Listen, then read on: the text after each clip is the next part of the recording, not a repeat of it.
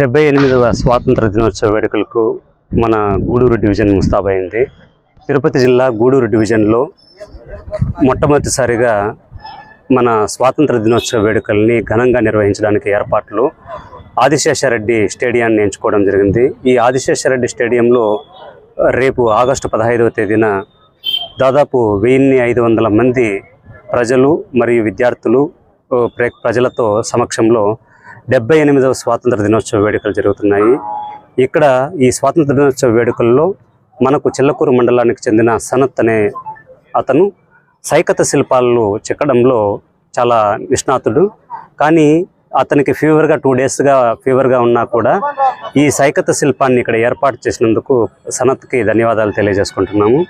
అలాగే ఇక్కడ గ్యాలరీస్ ఏర్పాటు చేసి VIP galleries, public representatives galleries, press galleries మరియు విద్యార్థులకు గ్యాలరీస్ ఏర్పాటు చేయడం జరిగింది.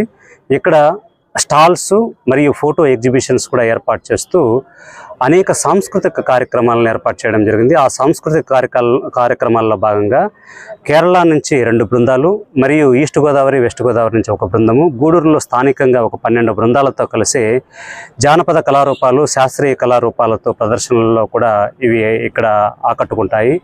అలాగే ఇక్కడ అందరూ విద్యార్థులు మరియు అధికారులు మార్చ్ ఫాస్ట్కు సంబంధించి వారి శాఖల వారీగా మార్చ్ ఫాస్ట్ నిర్వహించడం జరుగుతుంది. అలాగే శకటాలు మొట్టమొదటిసారిగా ఇక్కడ శకటాలు దాదాపు 12 శకటాలు ఏర్పాటు చేయడం జరుగుతుంది. ఆ శకటాలకు సంబంధించి గూడూరు ప్రాశస్త్యం కలిగిన చారిత్రక ప్రదేశాలు, సాంస్కృతిక ప్రదేశాలు వాటినన్నిటినీ కూడా కనపరుస్తూ గూడూరు యొక్క గొప్పతనాన్ని ప్రజలకు తెలియజేస్తూ వాటిని మన ప్రజలకందరికీ కూడా తెలియజేస్తూ శకటాలు కూడా నడవడం జరుగుతుంది. ఈ కార్యక్రమాలన్నింటినీ కూడా గూడూరుకు సంబంధించిన మన గూడూరు శాసనసభ్యులు పాసం సునీల్ కుమార్ గారి ఆధ్వర్యంలో ఈ కార్యక్రమం నిర్వహించబడుతుంది. ఈ కార్యక్రమంలో గూడూరు డివిజన్ అధికారులు మరియు సూళ్ళూరుపేట డివిజనల్ అధికారులు అందరూ కూడా ప్రింట్ అండ్ ఎలక్ట్రానిక్ మీడియా ప్రతి ఒక్కరూ దీంట్లో సహాయ సహకారాలు అందిస్తున్నారు. కాబట్టి రేపు జరగబోయే 78వ స్వాతంత్ర దినోత్సవ వేడుకలకు సంబంధించి గూడూరు నుంచి డివిజన్లో ఉన్న ప్రజలందరూ తరలి రావాలని, అలాగే ఇక్కడ సాంస్కృతిక కార్యక్రమాలను, దేశభక్తి గీతాలను, శకటాలను, కవాతుని అన్నిటినీ చూసి అందరూ కూడా స్ఫూర్తి పొందాలి. ఆ త్యాగ స్ఫూర్తిని భవిష్యత్ తరాలకు అందించాలన్న ఉద్దేశంతో మరొకసారి అందరికీ కూడా 78వ స్వాతంత్ర దినోత్సవ వేడుకలను తెలియజేసుకుంటున్నాను.